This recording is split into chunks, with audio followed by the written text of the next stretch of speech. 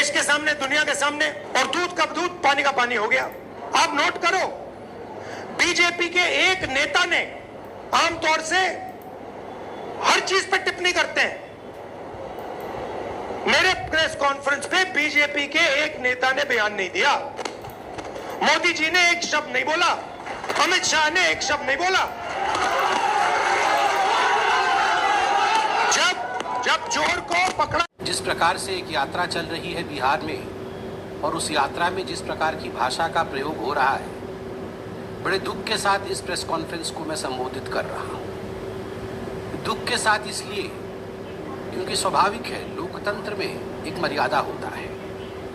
लोकतंत्र में मुझे याद आता है सुषमा जी की वो बातें जब उन्होंने सदन में कहा था कि हम शत्रु नहीं हैं, हम विरोधी हैं, विचारधारा के विरोधी हैं, हम शत्रु नहीं हैं।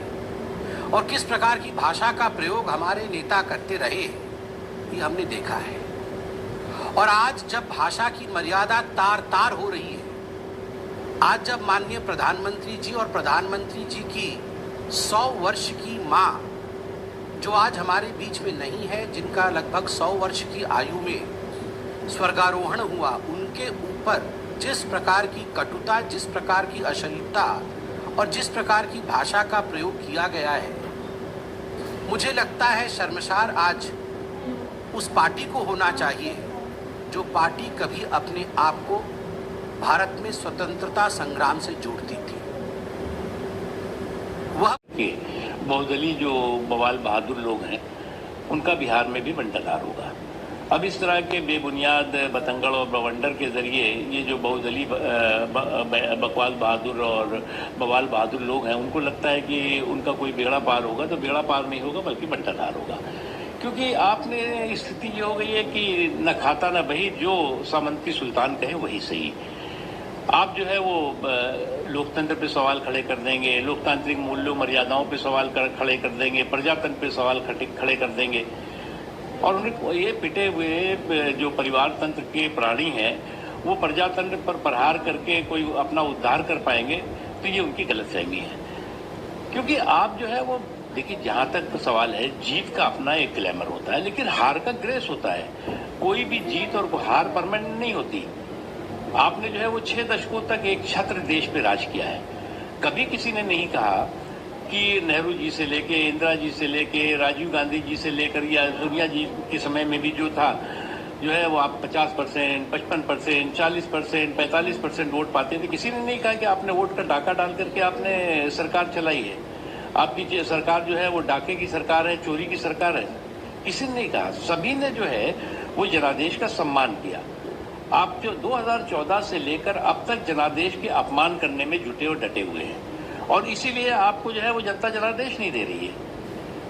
जनता इस बात को अच्छी तरह से समझ रही है, देश इस बात को समझ रहा है कि आपकी स्थिति ये है कि या तो परिवार को पावर, नहीं दूसरे के लिए परेशानी का टावर, ये परिवार को पावर, नहीं दूसरे के लिए परेशानी का टावर, ये खड़ा करने की आपकी सोच, सनक और साजिश है, उससे कभी आपका फायदा होने वाला नहीं। जो है और बूथ लुटेरे का खानदान, ये दोनों खानदान के कुपुत्र लोग शुंभ निशुंभ की जोड़ी जो अधिकार यात्रा निकाल रही है, अब ये भाषाई आतंकवाद पर उतर गया। ये खुद तो अब शब्द बोलते हैं, अब मंचों से प्रधानमंत्री की मां के बारे में गाली दिलवा रहे हैं। तो मैं एक बार बता देना हूं, ये बिहार है, और बिहारी उड़ती चिड़िया के हांड में हल्दी लगाना जानता है। माफी मांगे नहीं तो बहुत गंभीर परिणाम होंगे। ऐसी हल्दी लगेगी ना कि बाप बाप करोगे।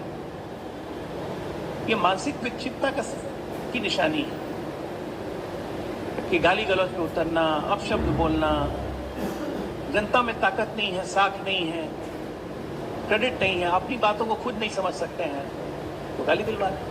ठीक, इनकी हांड में हल्दी लगेगी जल्दी। परंपराओं को और इस लोकतंत्र को तार तार कर रहे हैं। पहले तो झूठ की राजनीति, झूठ की यात्रा, और अब उस यात्रा में, वोट अधिकार यात्रा में, इस देश के चुने हुए प्रधानमंत्री के खिलाफ मां बहन की गाली देना निश्चित रूप से आपत्तिजनक ही नहीं, खेदपूर्ण भी है।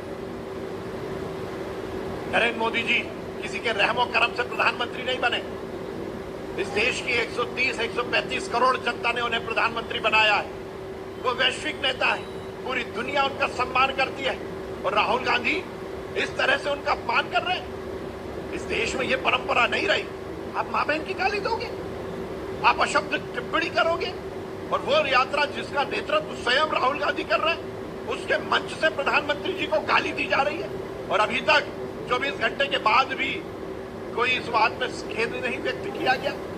आश्चर्यजनक है। राहुल गांधी को चाहिए कि वो स्वयं आके इस पर खेद व्यक्त करें और इस बात को लेकर जनता से माफी मांगे। ये नरेंद्र मोदी का अपमान नहीं है, इस देश के लोकतंत्र का अपमान है।